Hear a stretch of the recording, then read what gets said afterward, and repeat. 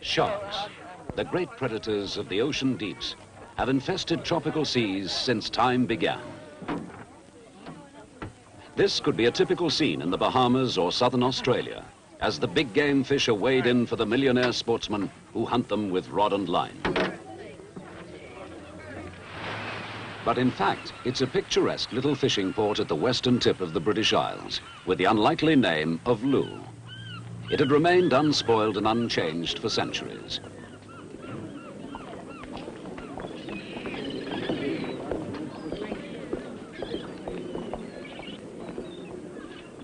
In the summer, holidaymakers, artists and anglers would come and go.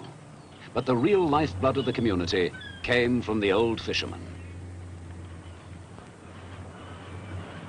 They fished mainly for mackerel and pilchards, making only a meager living. But in the early 50s, tired of ruined nets and decimated catches, they began to fish for sharks. The sharks they knew to be doing the damage. They succeeded beyond all expectations, catching sharks in great size and numbers.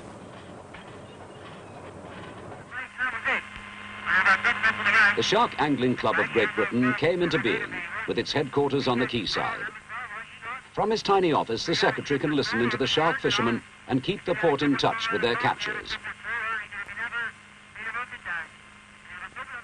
The news of the great fish being caught at Looe spread far and wide, and the Looe shark boats became the main meeting point for the big game fishermen of Europe.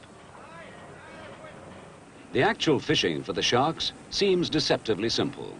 Most anglers trust themselves into the experienced hands of the skipper, who knows the apparently featureless shark waters like his back garden. It's his reading of conditions in miles of seemingly identical seas that can make or break the day's sport.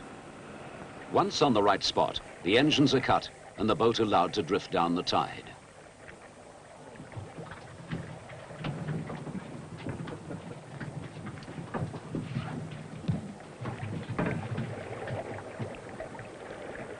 The baited hook is cast out, suspended under a cork float.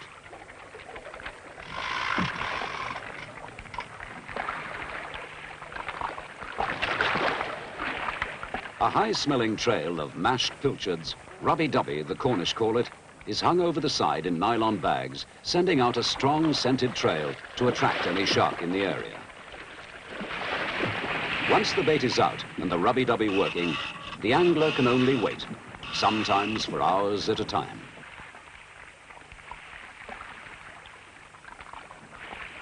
Suddenly, the reel screams. The exhausting struggle begins.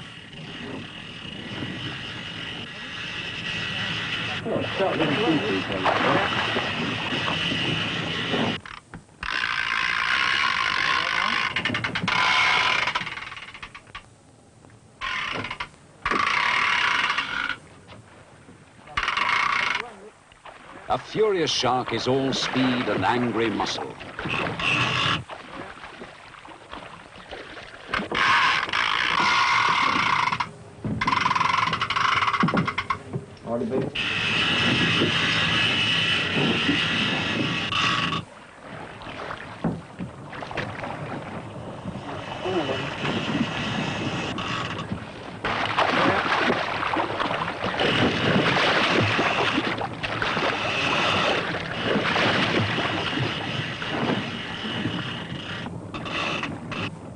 The novice shark angler is quite content to beat his fish on the strongest tackle he can. But the real addicts, by using ultrafine rods and lines, try their skill to the utmost limit. On light tackle, a really big fish may fight for several hours. The major factor in Looe's success story is the sheer quantity of fish caught. In a really good day, over 40 shark have come aboard a single boat. Already this summer, a record mako shark of 500 pounds was caught from Looe. The captor was a 68-year-old grandmother. The fish took 4 exhausting hours to master.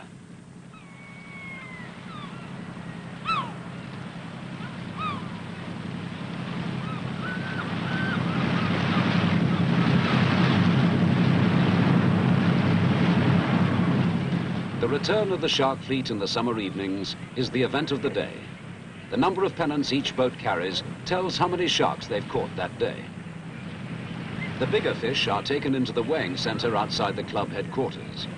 To qualify for club membership, a man or woman has to catch single-handed a shark weighing over 75 pounds.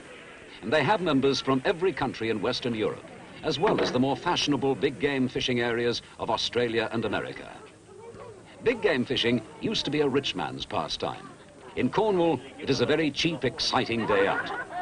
But in any case, no amount of money can buy a man into the sharking fraternity. He must prove himself at sea with rod and line.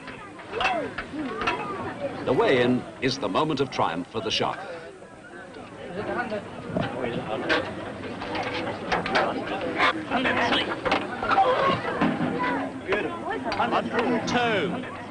This is 102 pounds of blue shark, hooked and beaten on flimsy 20 pounds line. Even on heavy gear, such a fish would put up a tremendous struggle. But on tackle that light, it's been a back-breaking test of the shark angler's skill and stamina. In one summer season, the 25 Looe shark boats catch as many as 6,000 sharks up to world record size. And in their few years fishing, they have already caught 60,000 sharks. It's interesting that nearly all sharks caught off Britain are females, while at the same time off the American coast, they're catching all males. Somewhere in mid-Atlantic, they must meet up to spawn before the females flee up the Gulf Stream to escape the jaws of the male.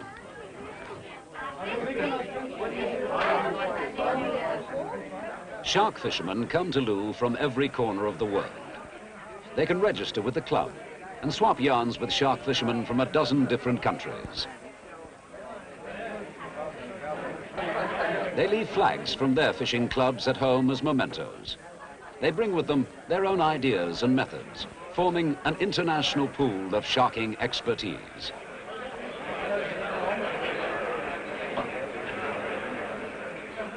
Photographs of themselves with giant sharks line the walls.